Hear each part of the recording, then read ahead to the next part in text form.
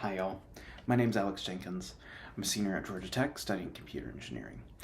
One of the things that I really love is cybersecurity, and one of the best operating systems for that is the BSD known as OpenBSD. Now, OpenBSD 7.9 actually natively now supports one of my boards that I just got in, the Orange Pi RV2. Now, I can find absolutely no videos about development on this board, and in particular, I would really like to see more stuff done for OpenBSD on this device, as I don't really trust any of the images provided by Orange Pi themselves to running on this. Not to say that they're a bad company or anything, just that I would like to see more community images. What happens in the long term when this device, is not being supported. So with that said, one of the things that you will need, other than an Orange Pi and any of the models will work, is any sort of networking. You unfortunately cannot use Wi-Fi yet on OpenBSD. With the RV2, that is one of the limitations, along with HDMI not working. So there is no display output. Everything that I'm going to be doing is under UART, which we'll go over in just a second, and SSH. So with that said, you will need Ethernet. Of course, you will need also a power supply to run your RV2. The RV2 itself, you will need a micro SD card fitting the spec, which is 16 gigs, and I believe it is a U1 minimum. Now mine is actually a U3, which is the highest spec, but this is totally overkill, and if you can find a 16 gig U1 that you have lying around, that will work great. Unfortunately, this will only work as the boot device. In some ways, it's to get the bootloader started, but you can't install natively yet onto this device. You still need to use an external disk, which is where, unfortunately, the next part comes in. And this is kind of the caveat for some people. You will need some sort of external medium. In this case, it is a USB 3.0 SATA NVMe, or I'm sorry, SATA M.2 that I have just lying around. This will work great. Please make sure that it is USB 3.0. Even the best operating system cannot make hardware designed for USB 2.0 run at 3.0 speeds. So make sure that it's 3.0, again, blue tip. So the last thing that you will need, other than networking the RV2, is the UART, a USB to UART connector. Mine has 4 connectors on here, and they're labeled RX, TXD, ground, and then 5 volt. If you go ahead and buy this one off of Amazon, which I got for $10, we are not going to be using the 5 volt connector, so don't cut it off, but we're just not going to be using it. The other thing is that if you already have a chip native to running UART, make sure that it is the 3.3 volt UART and not the 5 volt UART. A lot of people, for some reason, thought that this could run at 5 volts that I saw on the forums. It can't, it's only 3.3. Don't use 5, you'll fry your board. With that said, you will need to install the appropriate driver. I'm not going to go over that because that's out of the breadth for this, but in this case, I think this was some sort of Silicon Labs driver. It was fairly straightforward to get running on my Mac, but there's a process to getting it started. So with that said, let's go ahead and dive into installing the UART. So I'm here right now on my phone, and as you can see, the UART connector is right there. Now, there are a couple things that we're going to zoom in here and look at. Now, to the left that is your ground. The middle pin is your RX, and then the right pin is your TX. Now, we're actually going to be connecting these pins backwards, which means that your TX on this goes to the board RX, and then this RX goes to this TX. Ground still goes to ground though. So I'm going to wire this up one by one just to show you, and then I'll be right back. All right, so I'm back. Make sure that you have these backwards. Again, make sure that ground goes first, then TX, and then your RX. Now that is backwards from the board, but if you connect the TX to the TX and then the RX to the RX, this isn't going to work. That's just how UART works, so let's go ahead and get started. Okay, so to now actually get the operating system onto the Orange Pi, I've got my 64 gig SD card right here. I'm gonna go ahead and put this in so that we can work with it later. And again, I'm doing these instructions for macOS. the way that this is going to work is that this boot disk is actually going to basically bypass us into our startup disk. So make sure you have this lying around, don't plug it in yet. But then let's go ahead and get the right OpenBSD. So we're just going to go to the straight up OpenBSD website. Let's go to the downloads. Make sure you do the mini root, not the full install, otherwise it won't come with the right firmware. So download the RISC-64 image right here, and then we're going to go over to the terminal. You can run disk-util list, and it will list all of the disks on your SD card, or I'm sorry, on your Mac. In this case, I'm going to go to my I'm already in my downloads. So in that case, I actually don't need to do anything besides we are going to go ahead and tell the system to unmount. We're going to use disk-util, and there it is, it's unmount disk. And then we're going to do disk 4, and yes, that is case sensitive. We're going to tell it disk 4, which is going to unmount everything. Yes, I'm going to allow that. There we go. All right, successful. And then now we can go ahead and run Disk Destroyer. So what I mean by that is if you mess this up, you are going to be out of disk and a lot of money and a lot of time, so don't do that. Be very cautious of when you're typing this. Don't hit enter randomly, because there is no confirm on Disk Destroyer. With that said, this is the command you need to type out. And then we are just going to burn it to this SD card. And then you need to use our disk because we're targeting the raw disk. And you can use the regular disk, but it's not as fast. So good. Let's go ahead and run it. There we go, and we're done. So now just literally plot this out and... Okay, so now at this point, I'm going to assume that you already have your Orange Pi 2 set up. Now mine has already been formatted with the SD card, which I've already gone over. Now, a couple things, again, that I want to remind you that don't work is Wi-Fi, HDMI, and I've had so-and-so not working, but it's been mostly stable for me. You cannot use anything on the Orange Pi under 16 gigs. So this 8 gig card didn't work for me, so don't use that. Saves me a lot of debugging, having to find that in the manual because I didn't read it. Well, I did read it the second time at least. So this is your USB drive. Leave this unplugged for the time being, but then when boot comes, go ahead and plug this into your USB 3.0 port.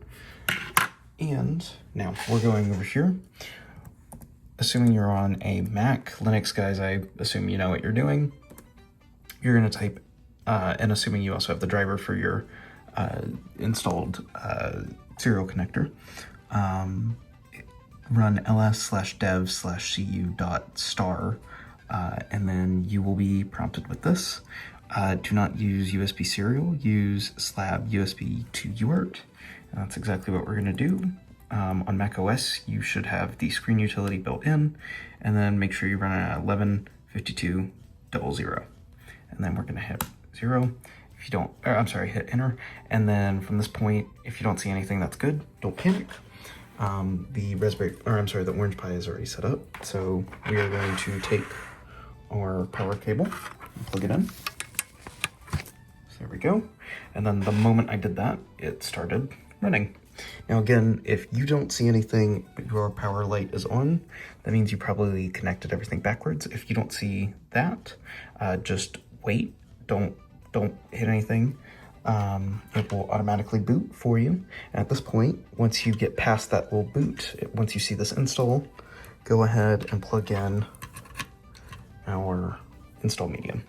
All right, so we've got an issue, which is that you will see right here, it says warning, bad date and time. So that actually means that we are going to have an issue installing unless we drop into the shell. And then from this point, we can actually verify that it's bad by just running date. And you can see it says we're in May. We're not. We're in August. We're August 20th. So we need to tell the computer to update it. So what I'm going to do is run this command. So then from this point, we're going to type date 2026, the month, month, day, and year, and then the exact time in UTC, and then we're just gonna hit. Now you might be wondering why it says Friday. even though for me it's a Thursday. That's actually because it's UTC time, which is time in Great Britain, pretty much. So from this point, we can just type install, have a little period with the installer. So now, making sure that we have all of our stuff installed, your USB drive, there's nothing installed on the USB yet. Make sure that everything is clear, that you just have power and networking, and you will need networking. Now, we have the date cleared up, so our date is good. I'm gonna type, RV2 OpenBSD.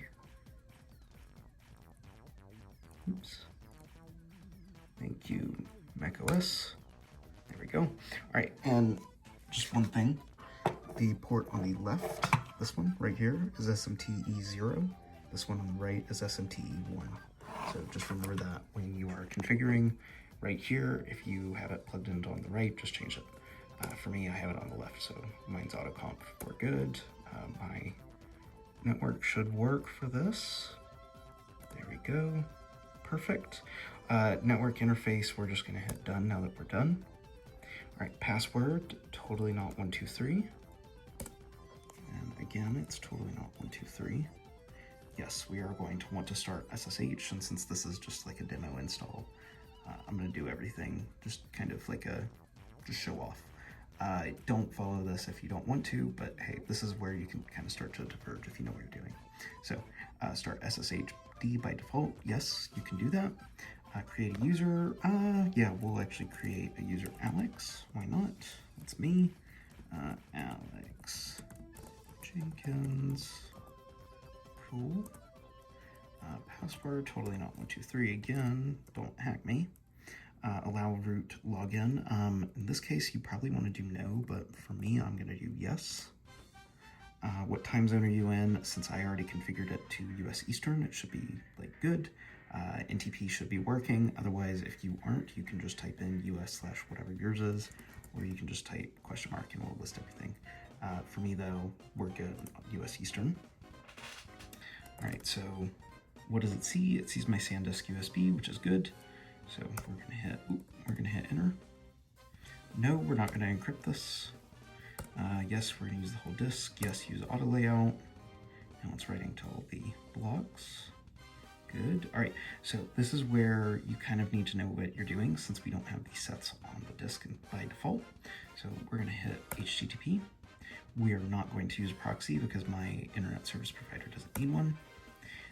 You can either hit question mark, or since I did this previously, you can actually see it defaulted to cloudflare.cdn.openbsd.org. Otherwise, if you hit question mark, it should be able to pull for you, and you actually should just be able to hit, type in the number, and you should be good. But for me, I actually find that the Cloudflare one is pretty fast, so we're going to use this. Yep, this is good. We are good here. All right, now it's going to ask us what sets do we want to install. Again, if you don't want to install everything, you don't have to. I am. Perfect. So now I'm just going to sit here and let's watch it.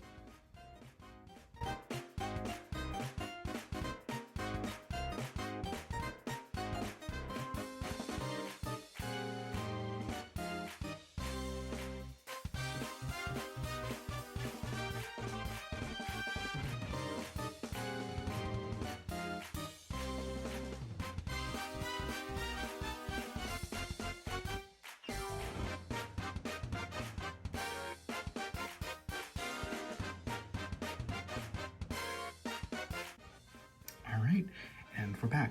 So a couple things I wanted to note. One thing is that we are now done, but secondly, every time you send a command, and I'm gonna show this just by entering the enter key, this LED actually lights up, and every time it receives input, another LED lights up, so you'll see. Awesome. All right, so now there's one thing we need to go ahead and wait for, which is this firmware update. So this firmware right here, this little space MIT, this is what you need. If yours fails, like it has done to me many times right here, you need to restart the install. It has failed and you need to go back. Sorry, that's just kind of the way we're beta testing it. Hopefully it will get better. The time is just like by default out of the box wrong. So if you change it, it should work. Otherwise, if you don't change the time, you might have an issue here. But other than that, it's now just recreating the kernel, which is kind of like a unique OpenBSD feature. And then we're gonna see, perfect, so now we're done. So the SD card actually kind of serves as like an entry medium. So once we install it, it's going to go ahead and basically tell the system that we now want to always boot from the second install, which is for me the USB. And we'll see right now, it will actually boot. It will ask us which disk, and we'll say, by default, it's booting into our USB. You'll see right here, now it's going through, it's finding all of the hardware on the system. Perfect. There we go, now the network is going up. Awesome. Firmware update should run in just a second so that we can go ahead and get the rest of the firmware on the system installed.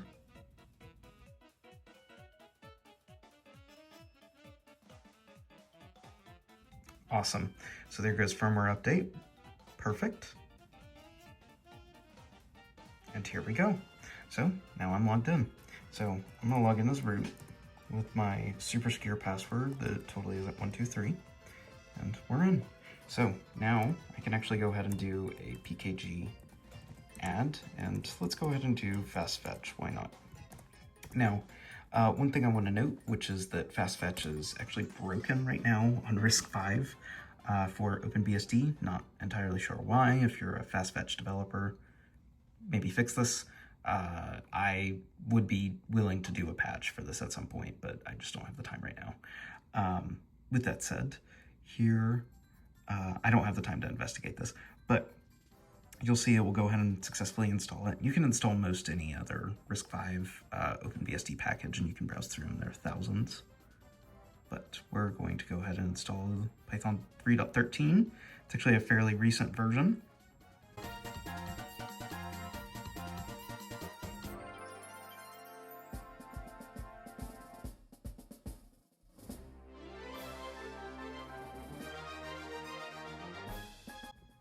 All right, so now we're back in. So let's just run fast fetch. Let's see, it should crash. And there it goes. All right, so we can see Orange Pi RV2. It actually shows everything, shows our CPU. Unfortunately, it doesn't show any of the other information, and then it dumps with a segmentation fault. I know Python pretty well, so this looks like a Python segmentation fault core dump. Don't know though, don't have the time to investigate that. Sorry guys, wish I could. I'm a student though. With that said, pretty cool other than that. So you guys can do just about anything else you want with this. This should be just about a fully workable install. In fact, I'll actually show it right now. All right, so I've opened a separate terminal, and from looking at my router, I can tell that it is that IP address. So let's go ahead and SSH in as root, because again, remember we allowed that. Perfect, yep, so this is what we want. I'm gonna tell it yes, we want to accept it. I'm going to enter my totally super safe password, and congratulations, you're in. So at this point, we're actually now done with this UART. You can just disconnect it, and again, there goes everything, like we're good. You can continue to just use the system like normal. It's a normal OpenBSD system. You can install Tor, you can do all kinds of other stuff, I2P, anything else you want to do. Play around with it. It's a really cool development platform. I really like it. I wish more people would develop for it. And I think OpenBSD in particular makes for a really good operating system for this, because as for a router, it has 2 ports, and I would really like to put this in between where my internet service provider and my network starts. So with that said, thank you for watching. I appreciate it, and have a good one. Oh, and of course, I can't forget, happy hacking.